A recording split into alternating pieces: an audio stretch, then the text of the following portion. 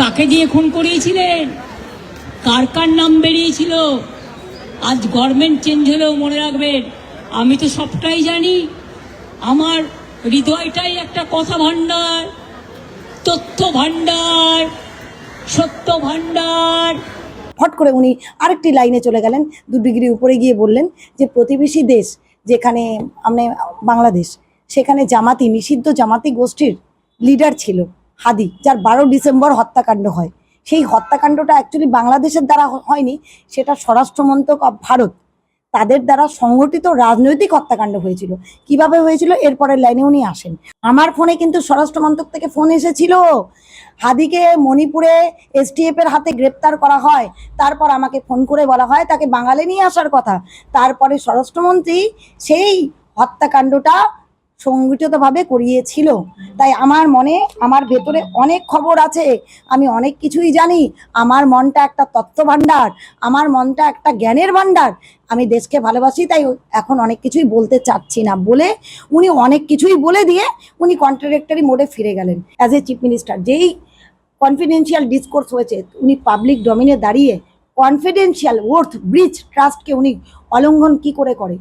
উনি রাষ্ট্রদ্রোহ করেন। উনি ভারতীয় ন্যায় সংহিতা বিএনএস, যেটা 2023-এ এনাক্ট হয়েছে, রাষ্ট্রদ্রোহের সমান অপরাধ করেছে, সেটা 152 বিএনএস। বাংলাদেশ থেকে একটা বড় খুনিকে এসটিএফ অ্যারেস্ট করেছিল, জেনে রাখুন। যা নিয়ে বাংলাদেশে অনেক রেভুলেশন হয়েছিল। অন্য দেশের কথা আমি বলছি না, আমার বলার অধিকার নেই, কিন্তু আমি যেটা বলছি পয়েন্টটা। তারপরে তারা মেঘালয় দিয়ে বাংলায় চলে আসে। বাংলায় যখন চলে আসে তখন আমাদের এসটিএফ তাকে ধরে, এটা তাদের ক্রেডিট। তারপরে হোম মিনিস্টার নিজে আমাকে ফোন করে বলছেন, এতদিন তো কই আমি বলিনি, মুখ করিনি, আজকে অত্যাচারের শেষ সীমায় গেছেন বলে। কারণ এটা জানে, আমি এখনো নামটা বলছি না ভদ্রতা করে, বাংলাদেশের লোক উত্তাল হয়ে যাবে। আমি সেটা চাই না, আমি দেশকে ভালোবাসি। না বলবো না দেশের স্বার্থে। কি বললেন, आप थोड़ा आपको बंगाल पुलिस को बोल दो, ये बात बाहर में नहीं कहने के लिए, ये देश के लिए है। উনি দেশের ইন্টিগ্রিটি, সোভার্জিনিটি, সার্বভৌমত্ব, শান্তি এবং প্রতিবেশী রাষ্ট্রের সাথে বন্ধুত্বপূর্ণ সম্পর্ককে কোশ্চেনের মুখে ফেলে দিলেন। বিশ্বের দরবারে ভারতবর্ষকে উনি মেলাইন করলেন। ভারতবর্ষের উপরে, ভারতবর্ষ যে শান্তির দেশ, সৌভাতৃত্বের দেশ, সেখানে কোশ্চেন মার্ক করে দিলেন as a West Bengal x chief minister হিসেবে।